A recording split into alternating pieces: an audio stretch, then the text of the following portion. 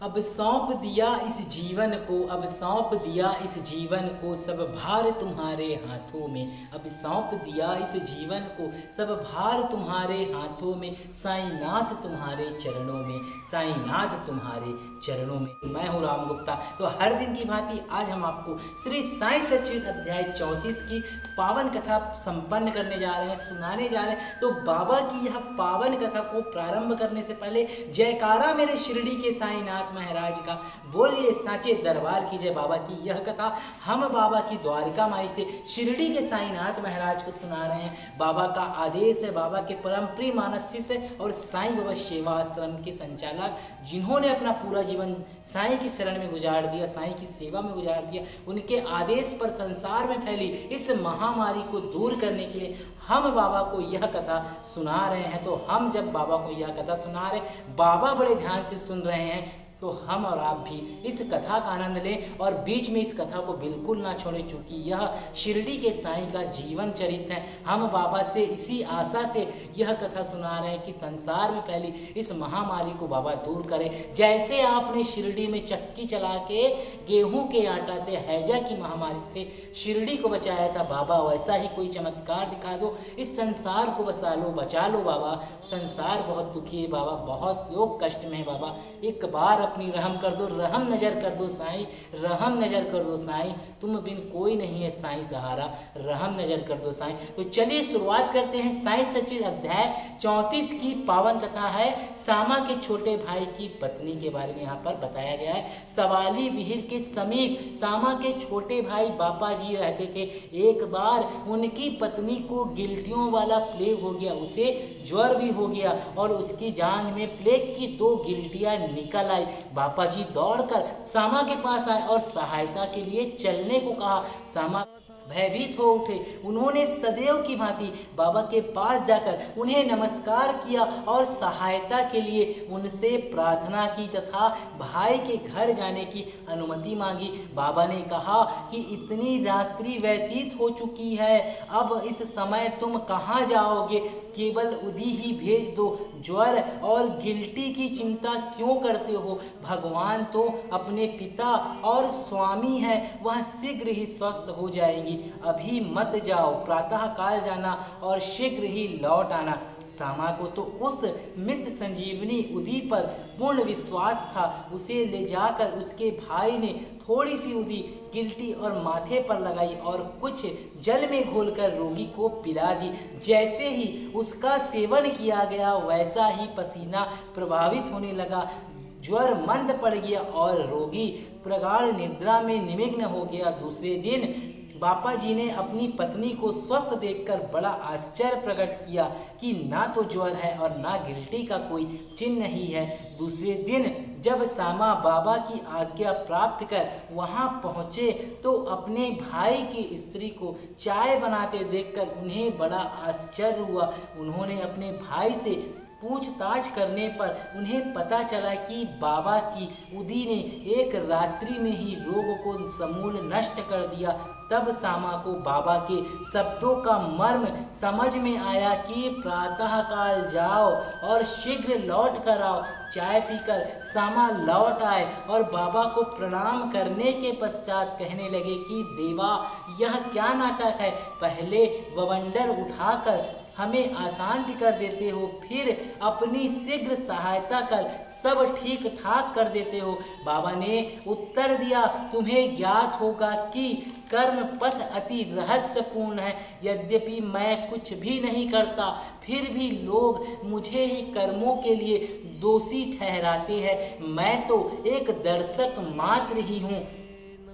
केवल ईश्वर ही एक सत्ताधारी और प्रेरणा देने वाले हैं, वे ही परम दयालु हैं। मैं ना तो ईश्वर हूँ और ना मालिक, केवल उनका एक आज्ञाकारी सेवक ही हूँ और सदैव उनका स्मरण किया करता हूँ। जो निर्भिमान होकर अपने को कृतज्ञ समझकर उन पर पूर्ण विश्वास करेगा, उनके कष्ट दूर हो जाएंगे और उसे मुक्ति की प्राप्ति होगी। ईरानी कन्या के बारे में बताते हैं। बाबा ने कहा है उसे मुक्ति की प्राप्ति होगी। कितना सुंदर उपदेश है कि जो बाबा का ध्यान करेगा, जो उनका स्मरण करेगा, उस पर साईं अपनी अपार कृपा करेंगे। तो साईं साईं साईं साईं साईं जपते रहो और दिन में 24 घंटे में अगर आप साईं राम की माला हृदय में स्मरण करेंगे तो साईं आपके ऊपर अपनी अपार कृपा बनाए रहेंगे। आगे की कथा है ईरानी कन्या। अब एक ईरानी भद्र पुरुष का अनुभव पढ़िए।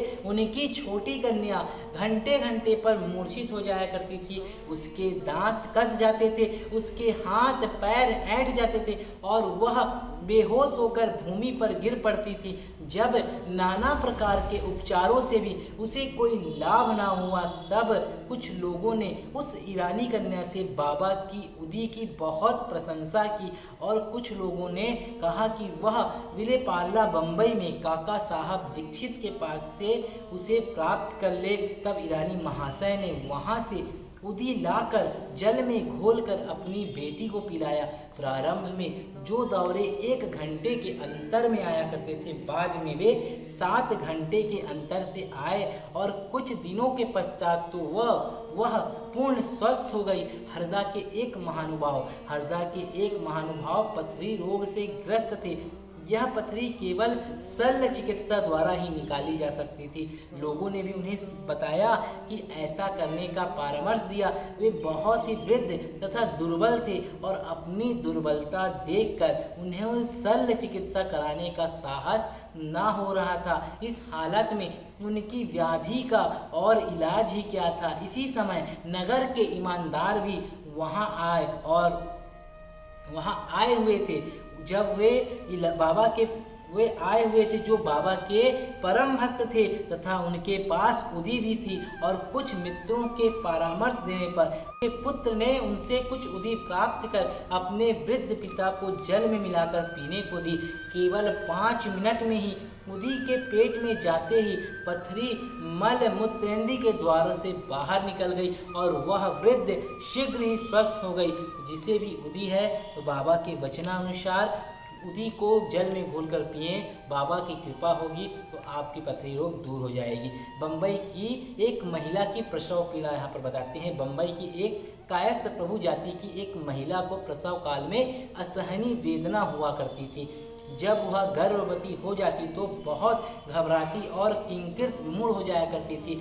इसके उपचारार्थ उनके एक मित्र श्री राम मारुति ने उनके पति को बताया कि यदि इस पीड़ा से मुक्ति चाहते हो तो अपनी पत्नी को शिरडी ले जाओ। पुनः जब उनकी स्त्री गर्भवती हुई तो वे दोनों पति पत्नी शिरडी आए और वहाँ कुछ माह ठहरे। वे बाबा की नित्य सेवा करने लगे और उन्हें बाबा के सत्संग का भी लाभ हुआ। कुछ दिनों के पश्चात जब प्रसव काल समीप आया तब सदैव की भांति गर्भाशय के द्वार में रुकावट के साथ अधिक वेदना होने लगी। उनकी समझ में नहीं आता था कि अब क्या करना चाहिए। थोड़ी ही देर में एक पड़ोसी आई और उसने मन ही मन बाबा से सहायता की प्रार्थना कर जल में उदी मिला उसे पीने को दी। तब केवल 5 मिनट में ही बिना किसी कष्ट के प्रसव हो गया और बालक तो अपने भाग्य अनुसार ही उत्पन्न हुआ, परंतु उसकी माँ की पीड़ा और कष्ट सदैव के लिए दूर हो गए और वे अपने को बाबा का कृतज्ञ समझने लगे और जीवन पर्यंत उनके आभारी बने रहें। श्री सद्गुरु साईनाथ परमस्तु शुभम भवतु। अध्याय 34 संपूर्ण। तो आपने देखा उदी के चमत्कार, बाबा ने कैसे एक भक्त को पथरी रोग से बचाया, एक भक्त महिला को प्रसव की पीड़ा से बचाया। तो बाबा के उदी के चमत्कार इतने हैं कि जो भक्त प्रतिदिन माथे पे बाबा की उदी लगाएगा, बाबा की उदी एक कवच का काम करेगी और आपके जीवन में आ रहे कष्टों को दूर करेंगी और सदैव आपकी सहायता करेगी। तो साईं सच्चित अध्याय 34 की यह पावन कथा संपूर्ण हुई। आज बाबा से प्रार्थना करते हैं बहुत ही प्यारे ढंग से और अंतर आत्मा से। तो साईं रहम जरूर करेंगे। रहम नजर करो अब मोरे साईं, रहम नजर करो अब मोरे साईं, अब मोरे साईं तुम बिन नहीं मुझे माँ बाप भाई, रहम नजर करो अब मोरे साईं, अब मोरे साईं। साईं जीवन माला के सभी दर्शकों के लिए मैं बाबा की द्वारका माई से प्रार्थना करता हूँ कि जो भक्त बाबा की इस पावन कथा को सुन रहा है बाबा, उन सब के जीवन में आ रहे कष्टों को दूर करें बाबा, उन पर अपनी अपार कृपा बरसाएं बाबा। आपकी द्वारका माई से निकले साईं आपके वचन कभी झूठे साबित ना हो बाबा। रहम नजर करना साईं उन सब भक्तों का बाबा जो कष्ट से परेशान है और संसार में फैली इस महामारी को नाश करें। तो चलिए मिलते हैं अगले वीडियो पे। साईं सचिव अध्याय 35 की पावन कथा हम आपको कल से सुनाएंगे। जो भक्त बाबा के इस चैनल पे नए हैं तो जल्दी से सब्सक्राइब कर लीजिए, बेल आइकन को ऑन कर दीजिए ताकि सर्वप्रथम आप बाबा के इस महाग्रंथ के वीडियो प्राप्त कर सके और सर्वप्रथम जो सुनेगा उस पे साईं की अपार कृपा होगी, क्योंकि वह सर्वप्रथम साईं की शरण साईं के दरबार में पहुंचेगा। और आप सभी मुझे मेरे चैनल राम गुप्ता लव पे सब्सक्राइब कीजिए और जीवन में आ रही परेशानियों को दूर करने के लिए गुरु जी से संपर्क करने के लिए आप गुरु जी के चैनल साईं का बंदा यूट्यूब चैनल को सब्सक्राइब कर लीजिए। फिर मिलते हैं अगले वीडियो पे।